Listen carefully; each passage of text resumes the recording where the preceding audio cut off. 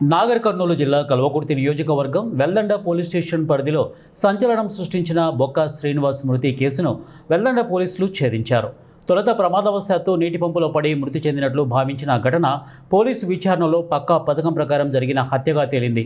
బుధవారం కల్వకుర్తి పట్టణంలోని డీఎస్పీ కార్యాలయంలో ఏర్పాటు చేసిన విలేకరుల సమావేశంలో డీఎస్పీ వెంకటరెడ్డి మాట్లాడుతూ ఆమనగల్ మండలం పద్మశాలి కాలనీకి చెందిన బొక్క శ్రీనివాస్ అతని భార్య వెంకటమ్మతో కలిసి పెద్దాపూర్ గ్రామ శివారులో జామ మామిడి తోటను కౌలుకు తీసుకొని పండ్ల వ్యాపారం చేస్తూ అక్కడే నివసిస్తున్నారు. ఈ నెల 13న తోట వద్దకు అదే గ్రామానికి చెందిన పబ్బా చక్రవర్తి గౌడ్ మరికొందరితో కలిసి వచ్చాడు. చక్రవర్తి తోటలోకి మిత్రులతో రావడంతో ఎందుకు వచ్చావని శ్రీనివాస్ గట్టిగా ప్రశ్నించడంతో ఇద్దరి మధ్య వాగ్వివాదం చోటు చేసుకుంది. నన్ను అందరి ముందు హేళన చేశాడని మనసులో పెట్టుకున్న చక్రవర్తి గౌడ్ శ్రీనివాస్ను ఎలాగైనా మట్టు పెట్టాలని నిర్ణయించుకున్నాడు.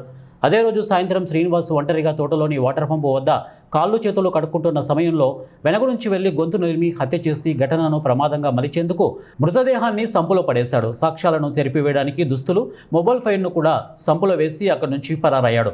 భర్త కనిపించకపోవడంతో భార్య వెంకటమ్మ పోలీసులను ఆశ్రయించింది. మిస్సింగ్ కేసు నమోదు చేసుకున్న పోలీసులు తోటలోకి వచ్చి అనుమానంతో సంపులోని నీటిని తోడడంతో శ్రీనివాస్ మృతదేహం లభించింది. పోలీసులు అనుమానాస్పద మృతిగా కేసు నమోదు చేసి దర్యాప్తు చేపట్టారని, సంబంధించినటువంటి వివరాల ఆధారంగా నిందితుడిని అదుపులోకి తీసుకుని విచారించగా హత్య చేసి కేసును ప్రమాదంగా చిత్రీకరించే ప్రయత్నం చేసిన నిందితుడు చక్రవర్తి గౌడ్ను అరెస్టు చేసి మీడియా ముందు డీఎస్పీ వివరించారు. ఇక ఈ కేసును వేగంగా ఛేదించినటువంటి వెల్దండ సిఐ రఘువీర్ రెడ్డి, ఎస్ఐ కురుమూర్తి మరియు సిబ్బందిని జిల్లా ఎస్పీ డాక్టర్ సంగ్రామ్ సింగ్ పాటిల్ అభినందించినట్లు డీఎస్పీ వెంకటరెడ్డి తెలియజేశారు.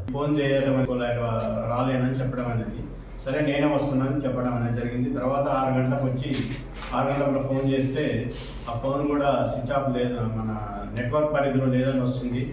ఆమె అక్కడికి వచ్చి చూసుకుంటే బైక్, అతనికి సంబంధించిన బైకు, చెప్పులు మాత్రం ఉన్నాయి, బట్టలు కూడా కనిపించలేదు. తర్వాత తెచ్చుకోవడం అనేది జరిగింది. నెక్స్ట్ డే మళ్ళీ అక్కడ ఉన్నటువంటి ప్రాంతంలో చూడగా డెడ్ బాడీ ఆ వాటర్లో పడి ఉన్నది తెచ్చుకోవడం జరిగింది.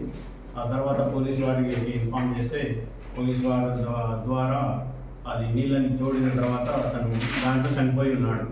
ఆ బట్టలు కూడా దాంట్లోనే పడి ఉన్నాయి.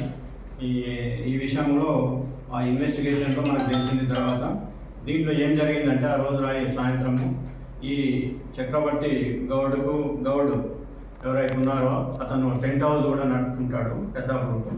ఈయన టెంట్ హౌస్ కోసము ఈ శ్రీరామ్ రెడ్డి వాళ్ళ వినోద్ రెడ్డి వాళ్ళది పిన్నమ్మ పంగ్ ఫెస్టివల్ అని ఉన్నది. ఆ ఫెస్టివల్కు టెంట్ సప్లై చేస్తాడు. మరియు అక్కడ వాళ్ళంతా మందు తాగి ఈ చిన్నపిల్లలు ఉండి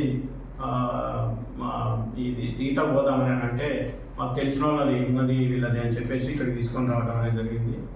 ఈ తీసుకొచ్చిన తర్వాత ఈ వాళ్ళని ఇద్దరు రామరెడ్డి ఫస్ట్ చక్రవర్తి గౌడ్ రావడం జరుగుతుంది.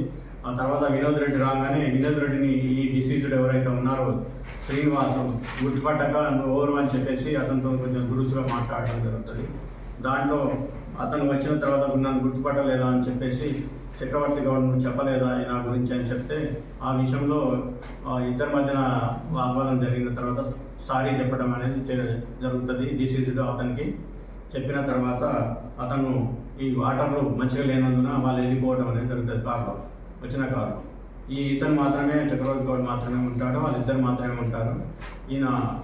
ఇతను ఆ విషయంలో అరే నా ఇజ్జత్ తీసినామని చెప్పి చేశావు, నన్ను ఇక్కడికి తీసుకొచ్చి నన్నే తిప్పించినావు, దాంట్లో ఎందుకు మా దగ్గరికి పనికిమాలిన అందరినీ తీసుకొని వస్తామని చెప్పేసి ఇతనితో ఆర్గ్యుమెంట్ చేయడం అనేది జరుగుతుంది చక్రవర్తి గౌడ్తో.